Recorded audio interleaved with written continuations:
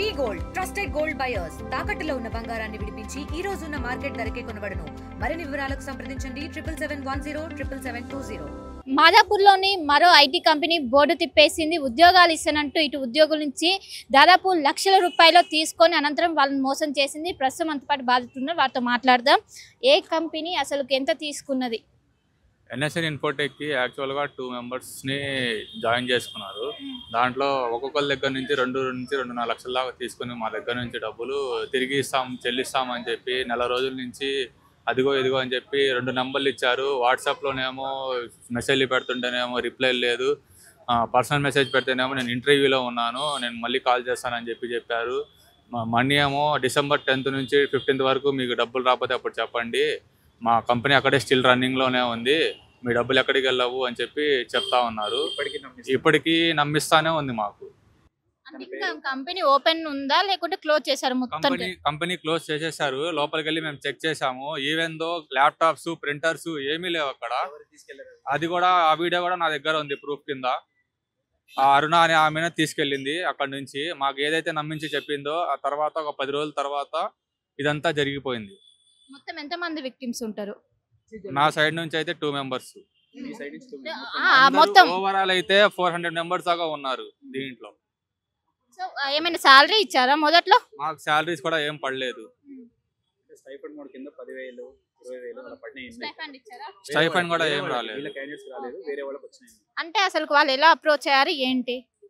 శ్రీనివాస్ అనే వ్యక్తి నాకు ఇదివరకే తెలుసు అండి. అంటే ఇదివరకే తెలుసు అంటే ఆవాస్టెక్ అనే ఒక పేరు కంపెనీతో మాకు పరిచయం చేయడం జరిగింది. ఓకే, అప్పుడు వర్క్ ఫ్రమ్ హోమ్ అన్న పేరుతో మా భార్యకి జాయిన్ చేయడం అని అనుకున్నాను. కానీ అది జాయిన్ చేసిన తర్వాత ఇంట్లో సపోర్ట్ ఇస్తాను అనుకుంటే అప్పుడు కూడా 2 నెలలకి అలా చేయడం జరిగితే ఆ డబ్బులు నేను అడగడానికి వెళ్తేనే ఇదంతా బయటికి వచ్చింది. మీరు జాబ్ లేదు కదా, నేను జాబ్ ఇస్తానని చెప్పి ఇప్పుడు నన్ను కూడా అదే లూప్లోకి లాగారు. కానీ ఎప్పుడైతే మనం క్వశ్చన్ చేయడం మొదలెట్టామో ఆ క్వశ్చన్ చేయడానికి మొదలెట్టినందుకు నాకు పర్మనెంట్ వర్క్ ఫ్రమ్ హోమ్ చేస్తారు. నేను ఫస్ట్లో వర్క్ ఫ్రమ్ ఆఫీస్ చేసేవాడిని. సో క్వశ్చన్ చేయడం మొదలెట్టినప్పటి నుంచి నన్ను వర్క్ ఫ్రమ్ హోమ్ ఇచ్చారు.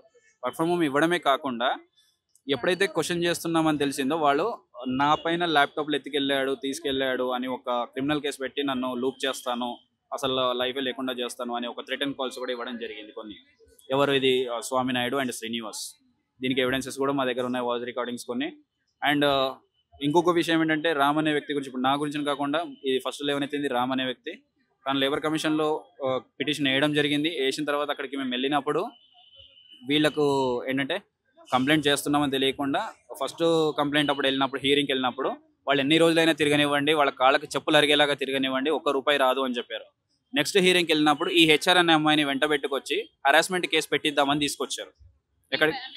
నా పైన కాదు, రామ్ అనే ఒక పైథాన్ ట్రైనర్ పైన, నా పైన ల్యాప్టాప్స్ ఎత్తుకెళ్ళాడని చీటింగ్ కేసు. సో ఇలాగా వాళ్ళు ప్లాన్ చేశారు. అరుణ హెచ్ఆర్ టాలెంట్ అక్విజిషన్ మేనేజర్. ఇప్పుడు మాకేంటంటే మాకు ఎలాంటి రిలేషన్ లేదు అని చెప్తున్నారు, కానీ ఎక్కడన్నా మాకు వాళ్ళ కనెక్టివిటీ ఉందేమో అని తెలుస్తుంది. ఎందుకనంటే ఇక్కడ స్వామినాయుడికి ఇంటర్లింక్ ఉందేమో, అంటే రిలేషన్ పరంగా ఏమైనా ఉందేమో అని మేము అనుకుంటున్నాము, మాకు ఎగ్జాక్ట్గా తెలియదు. రెండో వ్యక్తి శ్రీనివాస్ అనే వ్యక్తి ఎవరైతే ఉన్నారో తన ఫ్రెండ్ సర్కిల్, మరదలు అండ్ యాజ్ వెల్ యాజ్ వాళ్ళ ఫ్రెండ్స్ 10-15 ఏళ్ళు ఉన్న ఫ్రెండ్షిప్ వాళ్ళని కూడా దించి అందరినీ వాళ్ళ దగ్గర నుంచి క్యాండిడేట్స్ని తీసుకొని మోసం చేయడం జరిగింది. అదే కాకుండా ఈ శ్రీనివాస్ అనే వ్యక్తి చాలా మంది దగ్గర డబ్బులు తీసుకొని స్వామినాయుడుకు ట్రాన్స్ఫర్ చేయకుండా ఎక్కడో భీమవరంలో ఉన్న భూములు కొన్నాడని కూడా విన్నాము. అండ్ 2 to 3 days బ్యాక్ కూడా వాళ్ళ ట్రాన్సాక్షన్ ఆన్లో ఉందని కూడా తెలుస్తుంది మాకు. అది ఎంతవరకు నిజం అనేది మాకు తెలియదు. ఇంకా మాదాపూర్ పోలీస్ స్టేషన్లో కంప్లైంట్ చేయడం జరిగింది. సిఐ గారు మాకు ఎట్టకేలకు న్యాయం జరుగుతుంది, చేస్తాను, వాళ్ళని పట్టుకుంటాను, ఎక్కడున్నా ఫోన్లో స్విచ్ ఆఫ్ చేసినా ఏం చేసినా వాళ్ళ ఐడెంటిటీస్ని బట్టి మేము పట్టుకుంటాము, మేము పిలిపిస్తాం మీకు అని చెప్పారు. సో ఇప్పుడు ఎఫ్ఐఆర్ ఫైల్ చేయడం జరిగింది. ఆ ఎఫ్ఐఆర్ బేస్ చేసుకుని మరి ఎన్ని రోజుల్లో పిలిపిస్తారు ఏంటి అనేది మేము, ఎందుకంటే దీనివల్ల చాలా మంది క్యాండిడేట్స్, ఇప్పుడు ఎగ్జాంపుల్ నేను ఒక 4 ఇచ్చాను అన్నాను, ఆ 4 క్యాండిడేట్స్ నాకు ఫోన్ చేశాను, నా డబ్బులు ఇవ్వండి నేను ఇంకో జాబ్ చూసుకుంటానని నాకు ఒత్తిడి తెస్తున్నారు. ఇప్పుడు నాకు ఏం చేయాలో అర్థం కావట్లేదు, నా దగ్గర డబ్బులు లేవు, మరి నాకు ఎలా వాళ్ళకి రిజల్యూషన్ ఇవ్వాలనేది నాకు తెలియట్లేదు. సో ఈ బేస్ ప్రకారంగా నేను ఈరోజు కమిషనరేట్ని రీచ్ అవ్వడం జరిగింది. ఆ రీచ్ అయినప్పుడు నాకు ఏం చెప్పడం అంటే వాళ్ళ డబ్బులు మీకు అడిగినా ఏమి ఇబ్బంది లేదు, నేను చూసుకుంటాను, వన్స్ ఇట్ ఈస్ రిజాల్వ్ నేను ఆ డబ్బులు మీకు సెటిల్ అయ్యేలాగా జరుగుతుంది, అందరికీ న్యాయం జరుగుతుంది. ఇంకా వీలైతే ఇప్పటివరకు వచ్చిన వాళ్ళు కాకుండా ఇంకెవరైతే ఇక్కడికి రాలేరో ఇన్ పర్సన్గా వచ్చి, ఇప్పుడు ఈరోజు అంటే మీడియా ఉంది, రేపు మీడియా ఉండకపోవచ్చు, ఇన్ పర్సన్గా వచ్చి వాళ్ళ కంప్లైంట్స్ రిజిస్టర్ చేసుకుంటే నా ఫైల్ కింద ఎఫ్ఐఆర్ కింద మొత్తం అన్ని వాళ్ళ లిస్ట్ వేసి టోటల్ అమౌంట్ ఎంత పోయింది, 400 మందిలో ఎంతమంది అమౌంట్ ఎన్ని పోయాయి అనేసి లిస్ట్ అవుట్ వేసి వాళ్ళు రికవర్ చేసి ఇస్తామని చెప్పడం జరిగింది. 400+ ఉంటారండి. నా దగ్గరనే 350 లిస్ట్ ఉంది. 400+ ఉంటారు. ఎందుకంటే నేను ఎప్పుడు జాయిన్ అయ్యారు, ఎన్ని మంత్స్ తర్వాత రియలైజ్ అయ్యారు? నేను జాయిన్ అయింది 5 నెలల కింద. 3 నెలల తర్వాత రిలీజ్ అయ్యాయి. ఎందుకంటే నా సాలరీ 3 నెలల వరకు కొద్దిగా ప్రాపర్గానే జరిగింది. పిఎఫ్ ఈఎస్ఐలు అని చెప్పేసి కట్ చేశారండి. అవి క్రెడిట్ చేయలేదు. ఎందుకు క్రెడిట్ చేయలేదని అడగడంతో మాకు జిఎస్టీ ఇష్యూ ఉందని లేవనెత్తారు. జిఎస్టీ ఇష్యూ ఉందా అంటే ఓకే అనుకున్నాం. ట్రాన్సాక్షన్ స్టార్ట్అప్ ఇవన్నీ అనుకుని మేము కూడా నమ్మాము. ఎందుకంటే నమ్మవలికి ఇలాగ మీటింగులు పెట్టి బయటికి తీసుకెళ్లి పార్టీలు ఇచ్చి ఇలాగ చేశారండి. యానివర్సరీ రోజు బయటికి తీసుకెళ్లి పార్టీలు ఇవ్వడం ఇవన్నీ కూడా చేశారు. సో మేము అవును స్టార్ట్అప్ కదా ఉంటుంది ట్రబుల్స్ అనుకొని మేము కూడా నమ్మాము. ఎందుకంటే మేము గైడెన్స్ ఇచ్చాం వాటికి ఇలా బాగు చేయాలి అని చెప్పేసి. సో అలాగ ఇచ్చినప్పుడు అది ఉంచుకోకుండా వాళ్ళు ఏం చేశారంటే ఈ 450 మందికి ఏదో ఒక కారణం చేత అంత ఫ్రెండ్ సర్కిల్ రిలేషన్స్ అనే భేదం లేకుండా టోటల్గా సిఆర్స్ రూపంలో మోసం చేయడం జరిగింది. ఇంకొకటి ఏంటంటే ముఖ్యమైన విషయం, నేను NSN సెక్టర్ 7 అనుకుంటున్నాను, కానీ ఈ కంపెనీలు ఇంతటితో కాదు, టోటల్గా 6 నుంచి 24 కంపెనీలు ఉన్నాయని ఒక క్వశ్చన్ మార్క్ కూడా ఉంది. ఎందుకంటే నేను గూగుల్లో సెర్చ్ చేసిన వరకు పెంటపాటి శ్రీనివాసరావు అని కొట్టంగానే ఇంకో 4-5 కంపెనీలు బయటికి వెళ్ళాయి 2008 నుంచి. క్యాండిడేట్స్ గత 3-4 వారాలు ఏదైతే మేము కమిషనరేట్లకి గచ్చిబౌలి మాదాపూర్ తిరగడం జరిగిందో, ఈ తిరిగే తరుణంలో మాకు తెలిసిన ఇన్ఫర్మేషన్ ఏంటంటే ఈ శ్రీనివాసరావు అనే వ్యక్తి ఇదివరకే కంపెనీలో ఫ్రాడ్ చేసి బెంగళూరులో ఇక్కడ షిఫ్ట్ అయ్యాడు. ఆ ఫ్రెండ్ సర్కిల్ తోటే ఇవన్నీ చీట్ చేస్తున్నారు. ఇదంతా ఒక చైన్ సైకిల్. ఎక్కడ కూడా ఇన్కమ్ ఆపకుండా లైక్ ఒకటే కంపెనీకి 4 డైరెక్టర్లు ఉండి, ఒకరు స్లీపింగ్ పార్ట్నర్గా ఉండి, 2 మెయిన్ డైరెక్టర్స్గా ఉండి, దాని కింద సబ్ డైరెక్టర్స్గా ఉండి ఒక కంపెనీ మూతబడినా ఇంకో కంపెనీ నుంచి ఇన్కమ్ వచ్చేలాగా ప్లాన్ చేసుకొని they have made a full fledged plan. So ఇంకొక విషయం ఏంటంటే మాకు తెలిసింది అందరి ద్వారా మాకు ఒక ఇన్ఫర్మేషన్ ఏంటంటే and they are going to coming up in soon and they are elaborating like ఏం చెప్పబోతున్నారంటే వాళ్ళు బయటికి వచ్చేసి అవును మీ డబ్బులు మేము తీసుకున్నాము, మేము పలానా కంపెనీలలో ఇన్వెస్ట్ చేశాము, ఏవైతే ఇప్పుడు మనం చెప్తున్న కంపెనీస్ ఉన్నాయో 4-5 మంది, ఇప్పుడు నా పేరు డైరెక్టర్షిప్లో లేదు, నేను స్లీపింగ్ పార్ట్నర్ అయ్యిండొచ్చు ఆ కంపెనీలో, ఆ కంపెనీ పేరు మీద పెట్టాము అని చెప్పేసి కంపెనీల లిస్ట్ ఇస్తారు. ఆ కంపెనీల లిస్ట్ ఇచ్చి మేము ఇక్కడ ఇన్వెస్ట్ చేసాము, ఈ డబ్బులు మీకు తిరిగి రావడానికి 10 నుంచి 15 ఏళ్ళ సమయం పడుతుంది, సో అంతలోపు వెయిట్ చేయాల్సిందే, మా దగ్గర డబ్బులు లేవు, మీరు ఏం చేసినా రావు అనే ధోరణిలో చెప్పాలి అనే ఒక కోణంలో మాట్లాడుతున్నారు అనేసి నాకు అర్థమవుతుంది. So in all aspects I request to the media, I request to the departments, I request all legal members, human rights, everywhere where I interacted till now. Please help us, support us, save our future. Like మొత్తం ఎంత amount ఉంటుంది? 400 members మోసపోయారు కదా, మొత్తం ఎంత amount ఉంటుంది? NSN and sector 7 కి సంబంధించి 15 CR అని అనుకుంటున్నాను. బట్ మొత్తం కంపెనీల లిస్ట్ బయటకు వస్తే గానీ అది CRసా 100 CRసా 1000 CRs అనేది there is uncountable number which I cannot imaginable. That's fact. Because if in one company నా ఒక్క కంపెనీలోనే 450 మంది బయటకు వస్తే 6 కంపెనీలు ఎంత, 24 కంపెనీలు ఎంత? ఆ అకౌంట్ మీకే వదిలేస్తున్నా. ఒకటి క్యాండిడేట్స్ని అనుకుందాం ఉండా ఇక్కడ అంటే క్యాండిడేట్స్ వెనకాల ఉన్న ఫ్యామిలీ ఎంతమంది? 5 మంది 6 మంది 7 మంది ఒక్కొక్క ఫ్యామిలీకి. వాళ్ళ పరిస్థితులు ఏంటి? అందరూ అంబానీలా? లేకపోతే ఏదైతే ఇప్పుడు ఈ కేసులో తిరుగుతున్నారో గత 2 నెలల నుంచి 3 నెలల నుంచి ఇలాగ బాగా ఫ్రస్ట్రేట్ అయ్యి ఒకవేళ న్యాయం జరగలేదని తెలిసిన యూత్ స్టూడెంట్స్ ఎవరైనా ఉన్నారో ఇప్పుడు జరిగే లీగల్ యాక్టివిటీస్ ఇప్పుడు ఇక్కడ జరగట్లేదు న్యాయం అని చెప్పి ఇంకొక ఐబొమ్మ రవిలా తయారైతే ఏంటి పరిస్థితి? దేశానికి ఏం చెప్దాం అనుకుంటున్నారు? ఇప్పుడు ఈ దాంట్లోకి వెళ్ళి ఒక 400 మంది అంటున్నారు, నేను 40 మందిని తీసుకుంటున్నాను. 40 మందిని నలుగురు కంపెనీలు పెడతారు, మళ్ళీ 4 కంపెనీలు పెడతారు, 40 కంపెనీలు పెడతారు, 40,000 మందిని మోసం చేస్తారు, 40,000 కోట్లు వేసుకొని వెళ్ళిపోతారు. ఎవరు బాధ్యుల రోజు? ఇది ఇంకా ఇలాగే కొనసాగుతుందా? దీనికి పులి స్టాప్ అనేది లేదా? పోనీ పులి స్టాప్ మాకు ఇవ్వమంటారా? మేము ఇస్తాం. దానికి అప్రూవల్ సెంట్రల్ నుంచి ఇప్పిస్తారా? మీరు చేయగలుగుతారా? చెప్పండి. దానికి నేను ఫుల్ స్టాప్ సొల్యూషన్ నేను ఇప్పిస్తాను. అంటే ఇలాంటి ఫ్రాడ్ కంపెనీలు పుట్టుకొస్తూనే ఉంటుండే చాలా వరకు. ఎలాంటి చర్యలు తీసుకుంటే ఇవి ఆగుతాయి? ఎలాంటి చర్యలు తీసుకుంటే ఆగుతాయి అనుకుంటే MCA రిజిస్ట్రేషన్ అనేది ఒక పోర్టల్ పెట్టారండి మనకి, అవునా? MCA రిజిస్ట్రేషన్ అనేది పోర్టల్ పెట్టడం ఎంత సవ్యంగా ఉందో దాంట్లో ఎన్ని రిజిస్టర్డ్ కంపెనీస్ ఉన్నాయనేది మాకు తెలియట్లేదు ఫస్ట్ థింగ్. ఎందుకంటే MCA ఒకటే కాకుండా ఫైలింగ్స్ అని రీఫైలింగ్స్ అని సంథింగ్ ఏదేదో చాలా వెబ్సైట్స్ వచ్చాయి. మేము ఏ వెబ్సైట్స్ని టాలీ చేయాలి? ఇప్పుడు ఎగ్జాంపుల్ ఒక కంపెనీకి ఒక పోర్టల్ ఉందంటే కెరీర్ పోర్టల్లోకి వెళ్ళి మేము చెక్ చేసుకుంటాం వేకెన్సీస్ ఉన్నాయా లేదా. లేదంటే నౌకరీలో ఫ్రాడ్ అనిపిస్తుంది మాకు కొద్దిగా, ఎందుకంటే పేడ్ వరకే జెన్యూన్. సో మేము కంపెనీ పోర్టల్లోకి వెళ్తే అయితే జెన్యూన్ ఉంటుంది కదా.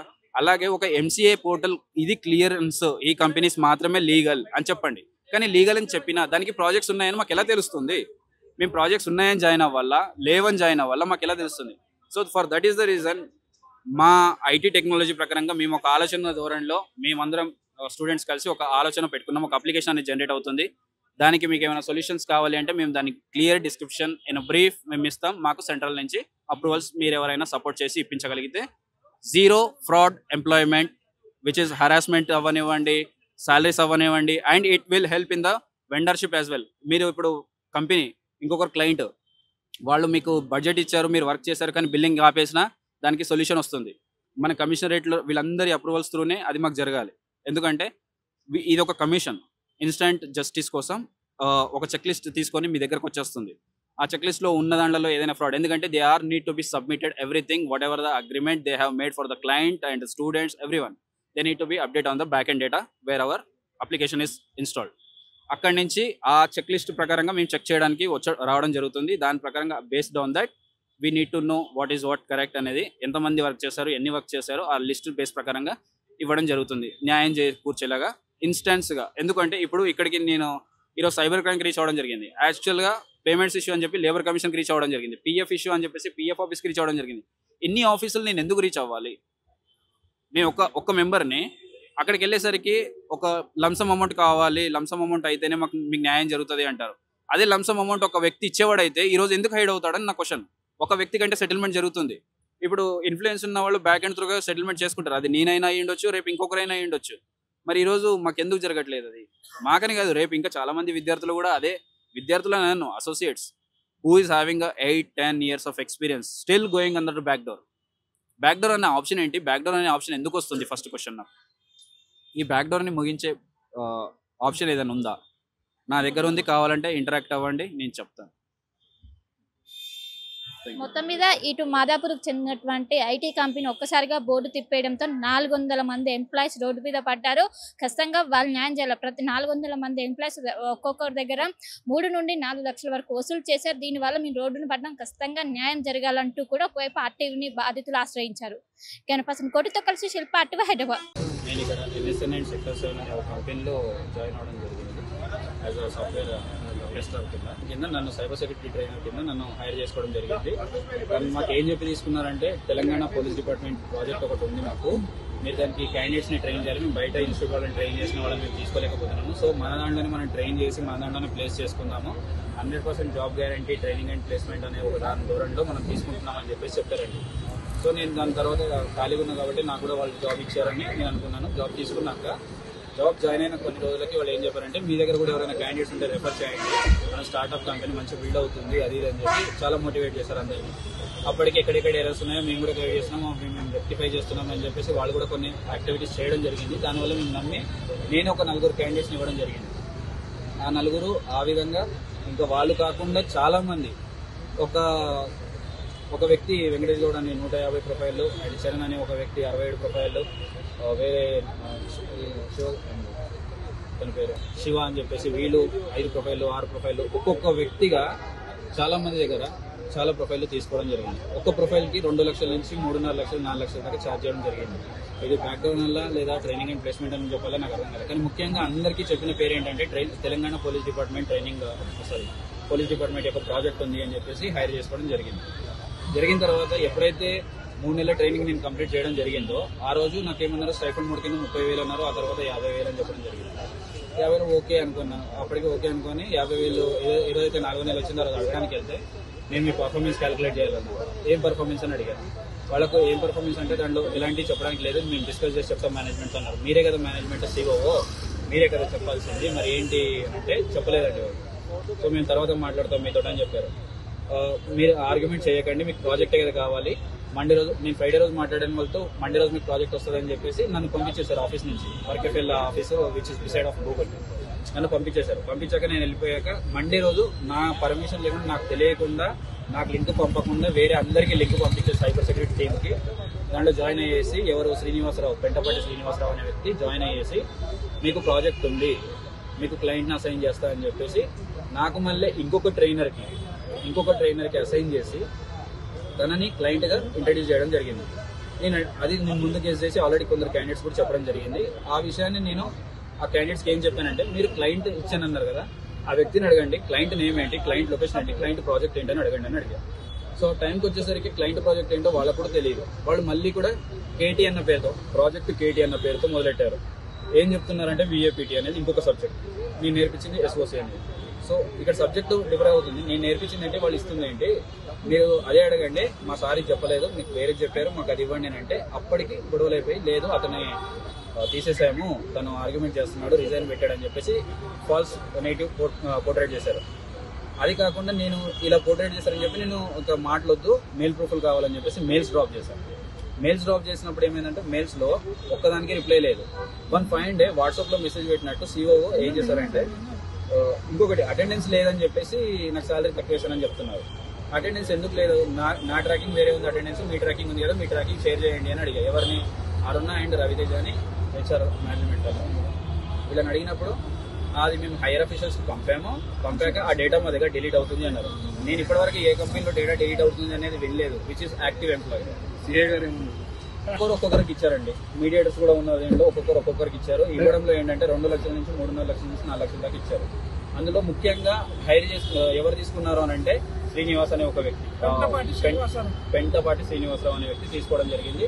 దాంతోపాటు అతను ఇది ఏదైతే ధోరణి అలవాటు పడ్డారో స్వామినాయుడు అనే వ్యక్తి కూడా తీసుకోవడం జరిగింది డైరెక్ట్ అకౌంట్. సో తను కూడా తీసుకున్నారు. ఇలా చాలా మంది కూడా ఉన్నారు. ఎందుకు నేను కూడా ఈవెన్ 4 ఇచ్చాను అంటున్నాను కదా, నేను 4 ఇచ్చాను, అదే నమ్మి.